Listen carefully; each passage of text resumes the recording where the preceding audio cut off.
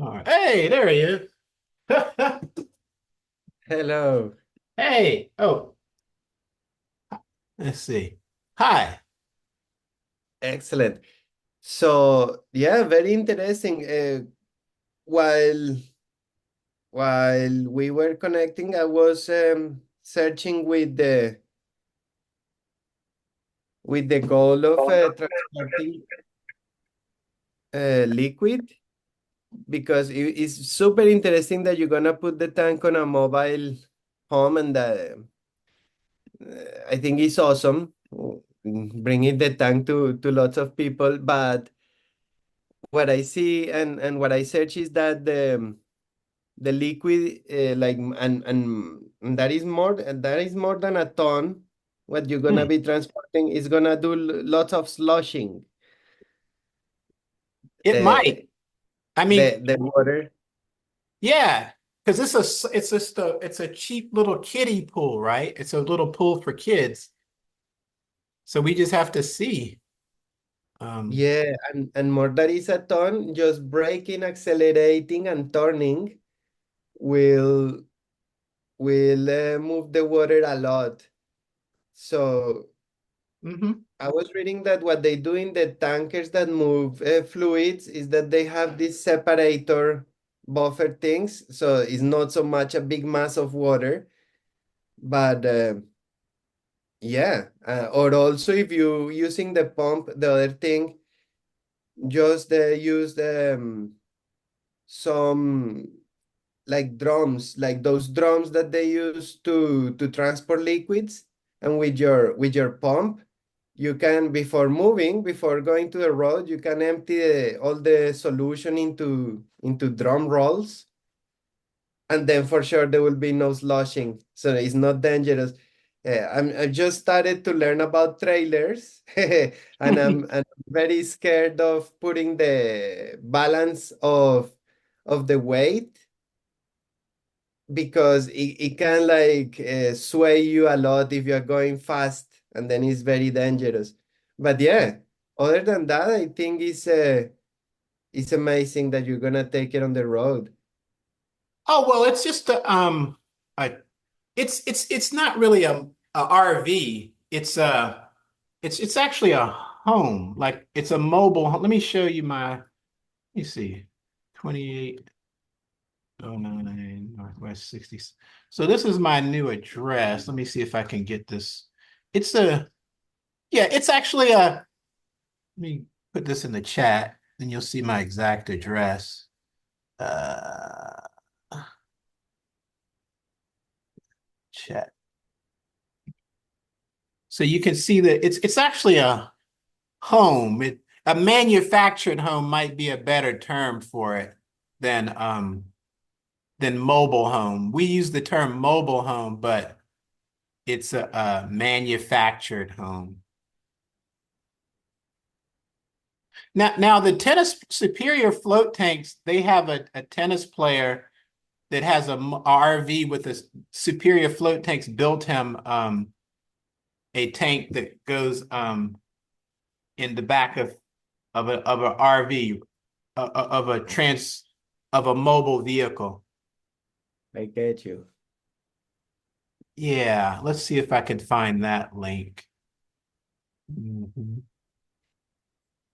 I get you. So you want to put it in, like, you don't want to take it on the road. You just want to put it into one of these constructions. I get you. Yeah, yeah, that's right. So I actually have a link to the guide, but there is the best tennis player ever. He has a float tank, and here's the blog post I wrote. I haven't posted this publicly because it's going to create a lot of. So this is a link to a blog post I made, and if you scroll down, you can see the number one tennis player in the world with a tank that he does have in a recreational vehicle or a mobile vehicle because as he tours the world playing tennis, he Oh, has this float tank in his touring truck. fantastic. Yeah. And the guy that runs Superior Float Tanks is the one that built his tank that he takes on the road with him. Amazing. Yeah. Well, that's pretty good. Hmm. So Terence, just before the time finishes, also, I would love to know more, like, not only about the building of the tank, but of your philosophy, what you're thinking on, like, what else? You have your website, but like, yeah, let me know, please.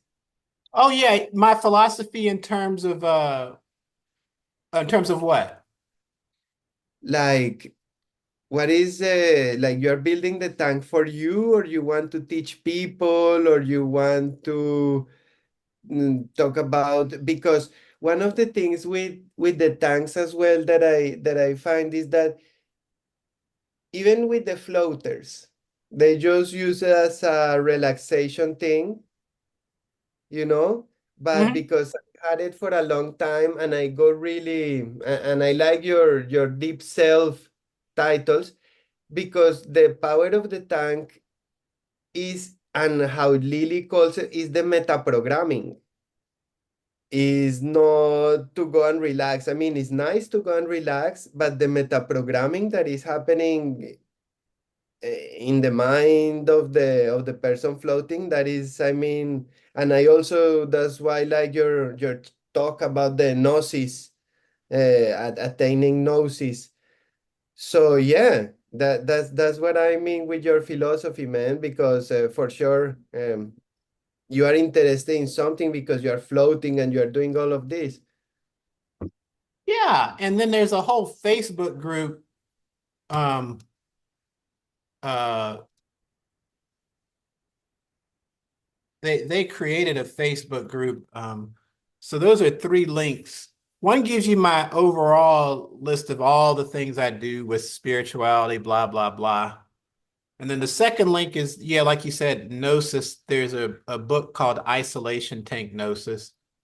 Yeah. Mm, And then there's a Facebook group where they discuss the things they do in the tank related to this. There's a guy called Richard Bonk who has a some processes that are based on Tibetan dream yoga that he does. Yeah. very interesting. Awesome, awesome. That's exactly what I was going after, because in Facebook I didn't find this phenomenal experience. That's amazing. It's just like the DIY Facebook group is the only one that I was part. And yeah, Hmm. people is just building and talking more of relaxation. But this is amazing. Hmm. Yeah, and the big problem or the worry I have is that certain other paths, they have levels of accomplishment. Like I'm very focused on Zen Buddhism, and they have levels, and you have to be able to do certain things before you get a certain title. And, you have to answer certain koans correctly before you can become a Zen master. So they have a real system of levels. And I just often wonder, do we need that, or do we need to prove ourselves? Do we need to have levels, or is it totally an individual thing, you know? Definitely, exactly. And just doing a pause, Terence, because I want to ask you more about your your insights.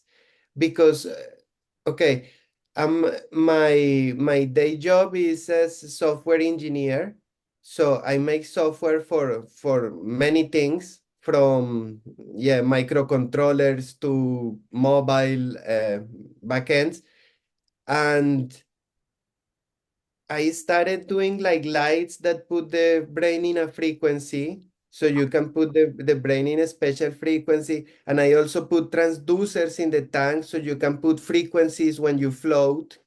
And also speakers giving you like hypnosis guidance. But I like to record my own things. Now I'm gonna put some apps. So that's why I love to know more about your philosophy and your things, to know so you can make your own mind tracks, like your own recordings, get the person going to the tank, listen to your own system of knowledge. So that's really what I'm after to like the tank.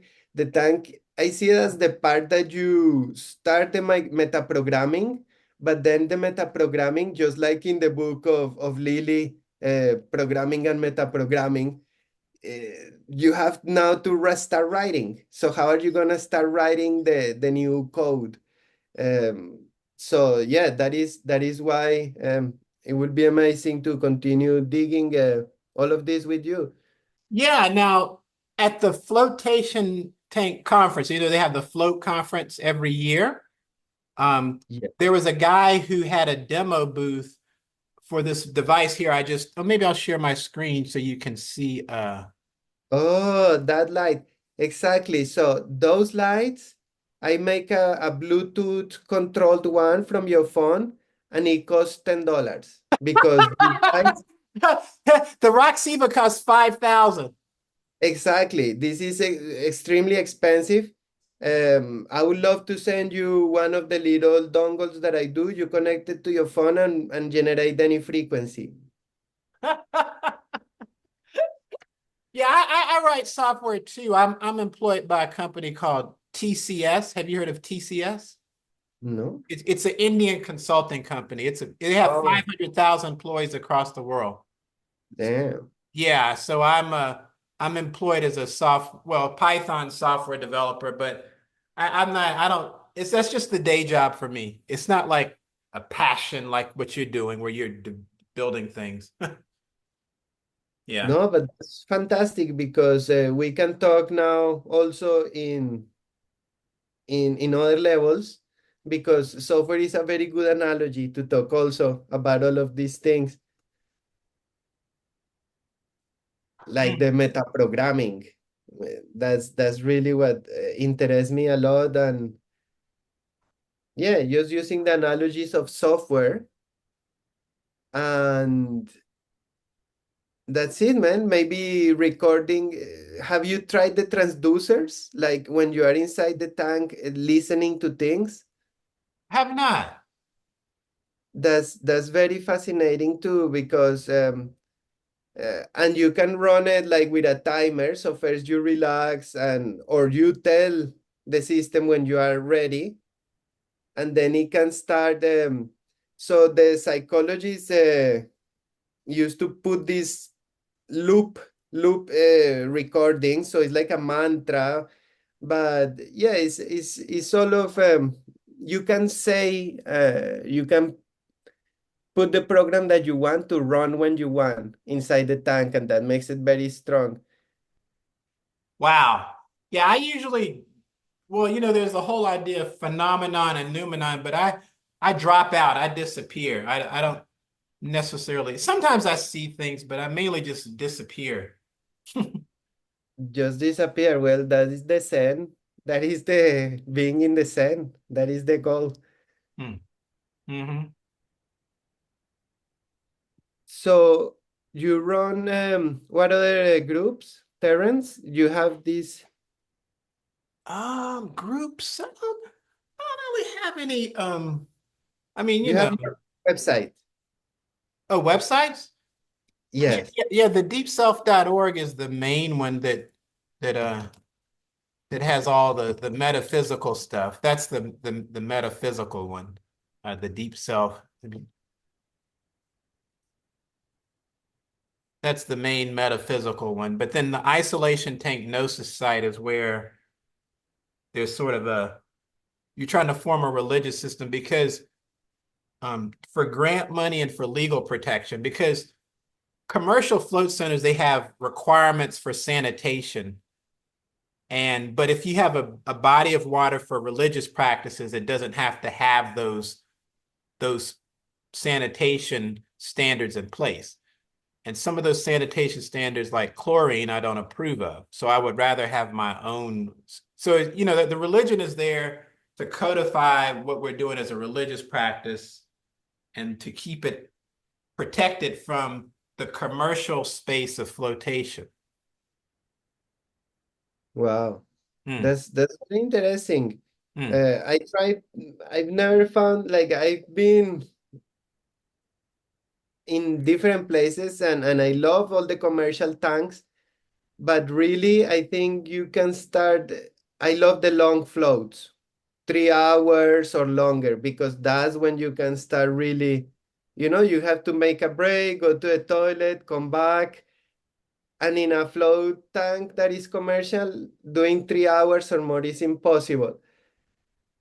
Mhm. So, yes, I've seen very beautiful float tanks commercially, but never had the deep experiences as in the one that is just like really basic and in your house. That is the best tank.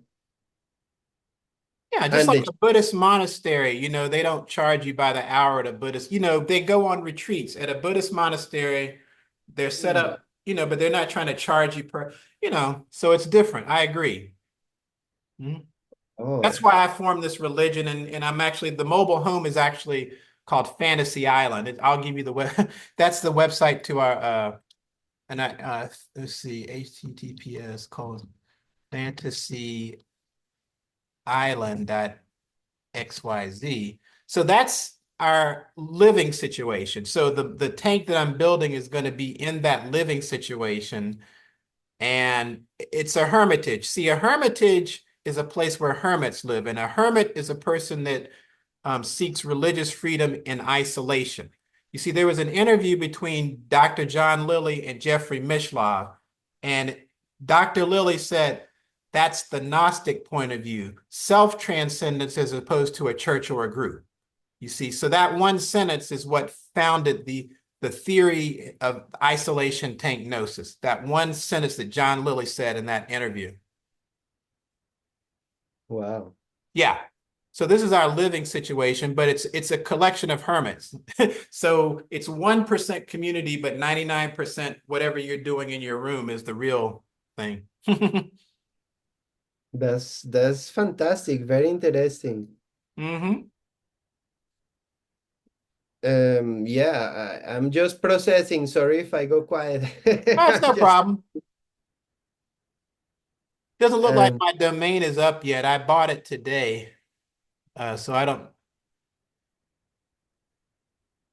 yeah. I'll get it set up. But so what is the religion called? oh, isolation tank gnosis. So Oh, HTTPS but isolation tank gnosis dot the deep self.org. So if you go to that, that'll have you see the precedent for this was set back in the 70s because Harry Palmer he got a tank and he put it in his living room, and for 8 weeks that's all he did. One line of the kitchen, one line of the bathroom. And from that, he after he did that, he said he just drained the tank and never went back because he thought there were easier ways to access that consciousness.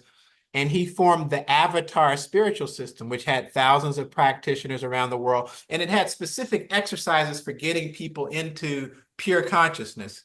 Um, he had a background in Scientology, then he did flotation, 8 weeks of flotation, and then he created the avatar system. And then in 2015, I did 5 weeks continuously with a Zen float tent.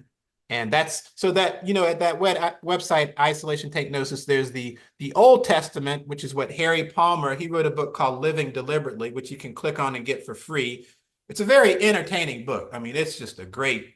And then I wrote the New Testament, which is the book based on what John Lilly said in that one sentence in that one interview. So yeah.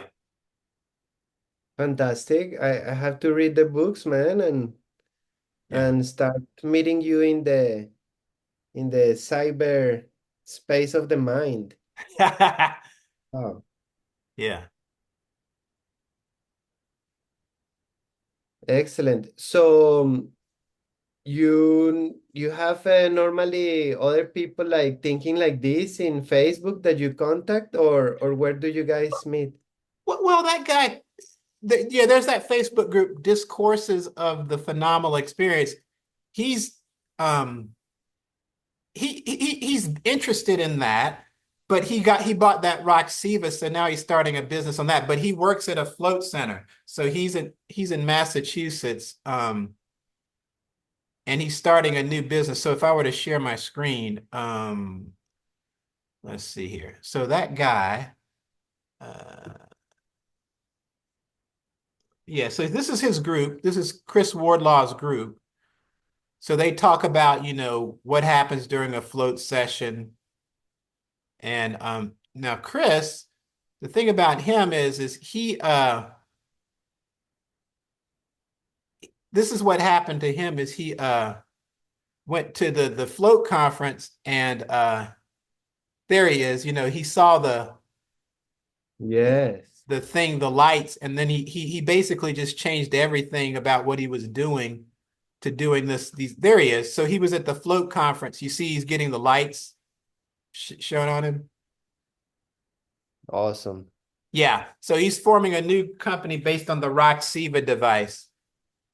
That's so interesting, and that's so funny that my little dongle does that, but it's just a cheap Arduino wireless dongle. Wow. Yeah, well, see, that's where you got the two industries. So you see, I sent you that blog post because you see this blog post is called The Floatosphere, the various activities of float tank activity. So as a software developer, you know that there's two ways to make software. You've heard of the Free Software Foundation, right? You For know about sure. that. Now, that's where the software is free. and it's everything is open source and transparent, right? You know what I mean? With Linux Yes, and you see what I'm saying? Right. correct. But then you've got the commercial software where they're hiding everything and they're competing. So it's the same with the float tank industry. You see here with the commercial tank manufacturers, the goal is secrecy and competition. And they are trying to learn and hide new things. You see, Mhm. but the researcher is working hard to learn and share new things. You see, so um, then you've got the home floaters, and then you've got religious and spiritual inquiry. So there's different avenues out there. Super interesting. Thank you. Mm-hmm. All these links are awesome. Mm-hmm. And yeah, and I didn't know that like I had the connection of the lights, the sounds, the frequencies, and the tank, but I didn't know that there was people doing it so advanced. So I'm really happy to see all of this. Oh yeah, I'll link you to his there. This is the group. I'll send it to you on Facebook. And where do Yeah, you sent me this one, I think, but not the guy Chris. Chris Wardlaw. Okay, yeah. Yeah. He's the head of the group. I can give you his and the other guy, like I said, is Richard Bonk, because he's got processes for lucid dreaming in the tank and everything. Uh Fantastic. yeah. Very interesting, Terrence. So what's next, man? Yes, uh yeah. I just want to see how this tent works out. I just have my fingers crossed and I just have to see what happens, you know.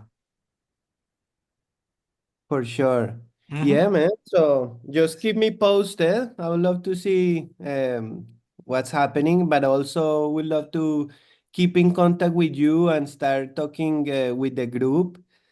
And yeah, maybe have you use some frequency lights and start experimenting with transducers when you are in the tank, because it's very nice to be isolated, but then when you are also stimulating different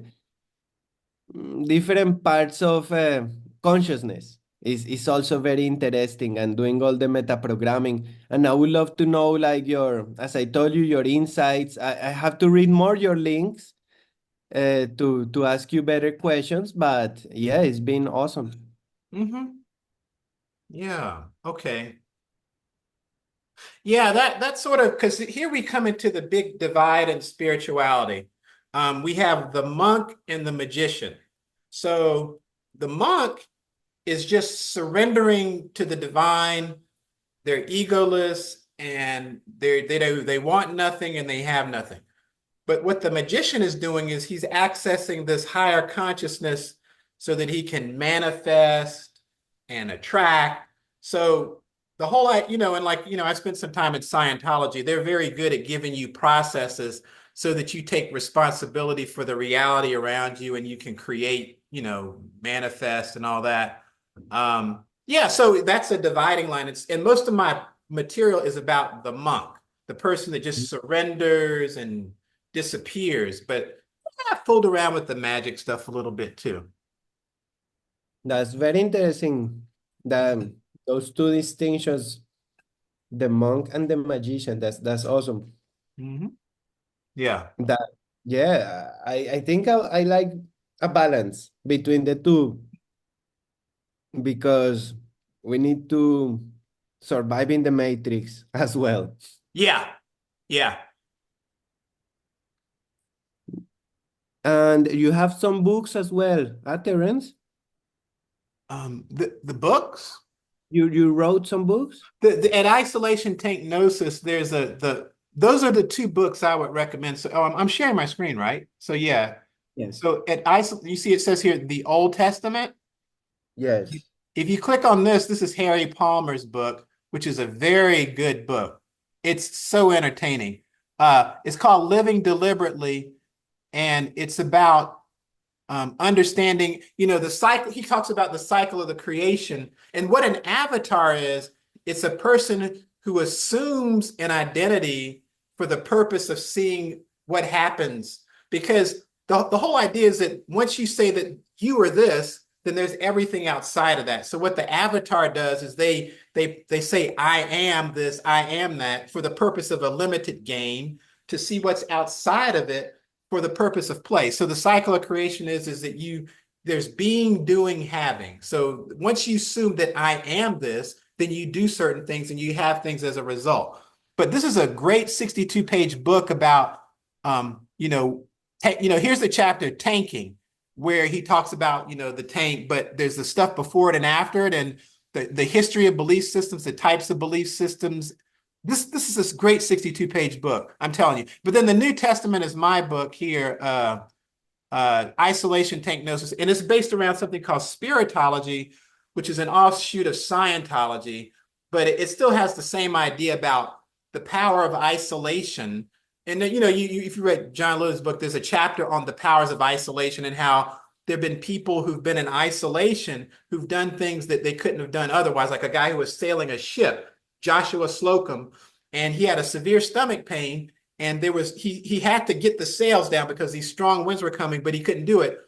He was all by himself, but some person named the pilot showed up, and then Joshua said, "You got to take down the sails." He says, "Don't worry about it." So then Joshua Slocum lost consciousness.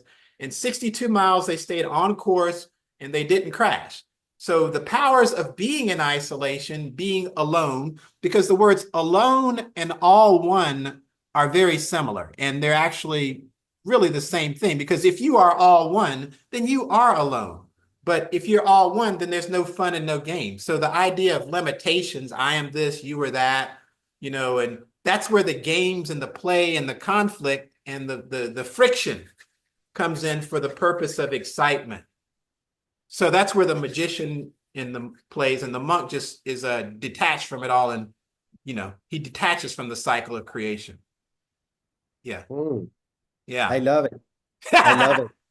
No, that's fantastic. I'm gonna read the Old and the New Testament. That's fantastic. Thank you. And Yeah, this feel other free. reference, Yeah. that's pretty cool. I just sent you a link for Okay. a book that I have on neurohacking. Wow. It's just yeah, it's kind of connected with the tank and some things, but it's just like my quick story and some maybe from the point of view of what they are trying to do to control us with different technologies and how we can hack it to repurpose ourselves. Oh yeah, so you know all about that. Yeah. Uh-huh. Oh yeah. Any person that is trying to control others knows something called system science. So I'm a student of a guy called Dr. Shiva who has 4 degrees from MIT, but he explains that, there's something called an open, an open system and a closed system. And the way you program things is you use a feedback system where you have a goal and you have a sensor, and then you measure the difference between your goal and the sensor, and then you make adjustments. So the people that are controlling the world, have you heard of Palantir? Yes, sir. Yeah, yeah. So all the people that are controlling things like social media or all that, they know system science. They know how to put inputs into a system, observe the outputs, and then adjust it to gain control of millions of people through media and things like that. Yeah. Oh yeah, yeah. There's no question about that. Cybernetics. Hmm. And yeah, they have all of these think tanks Hmm. and yeah, they make the culture. It's just not what we all the music, all the things that we have around us are not there because random people is famous and random music is famous. No, it's all a program, but that's the good thing, and that's why also coming to the analogy of you have Linux, Windows, Mac. Okay, we're trying to run Linux in our life, in our mind, and make it open source, help other people with what we discover, gain from what the other people have discovered as well, debug, and continue submitting pull requests when we have a good thing. But that's the beauty of it, that yeah, now we know we are in a closed system, proprietary system. Let's try to repurpose it at Hmm. least. Yeah. That's awesome. I'm so happy to have met you, Terence. I have to go soon. I'm having breakfast. It's 9 a.m. in the morning, and I have to take the children to something now. Okay. But it's been fantastic to meet you, man, and let's keep on touch, and I will continue talking with you. I would love to send you the light frequency thing, talk more about it. Let me send you the link. I have the link for the light frequency.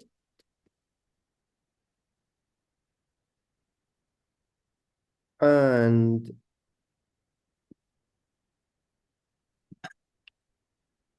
that is for the light frequency. But also I would love maybe if we can talk about it and have because this is the open source idea, like have your frameworks or your libraries or whatever you want to distribute. That would be nice too. So we can record it and put it like into apps. I'm Wow. gonna tell you. So this is the little dongle of light, but it does those things that the most expensive lights do. Wow. All I right. will send you, and I will send you some other. I also work with the shamans. Hmm. So yeah, I'm just sending you some links, man. This one is the neurohack me. Is just some app that I'm doing for light and it will connect with the dongle. And now I will send you the one that I'm doing with the shamans.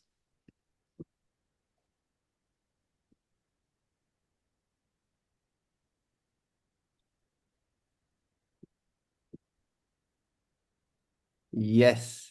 And that last one is one that I'm doing with the shamans at the moment. Because all of these things are like,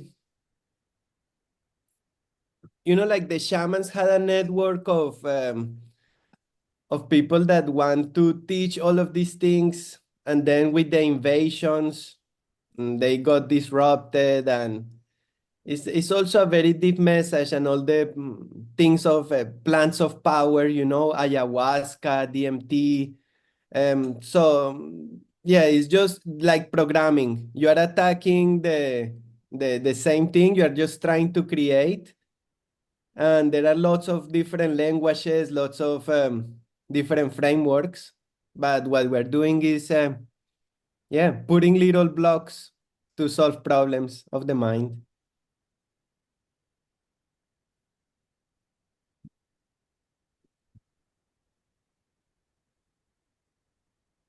So thank you so much, Terence. Sure. I will go through your links. Please go through my links and we talk soon. Yes, sir. Excellent. Very glad to meet you, Terence. Same here. Please, if you can put this on YouTube, or I will put it on YouTube, and let's continue, my friend. Okay. Excellent. Thank you, Terence. Thank you. Bye for now. Chat soon. Bye bye.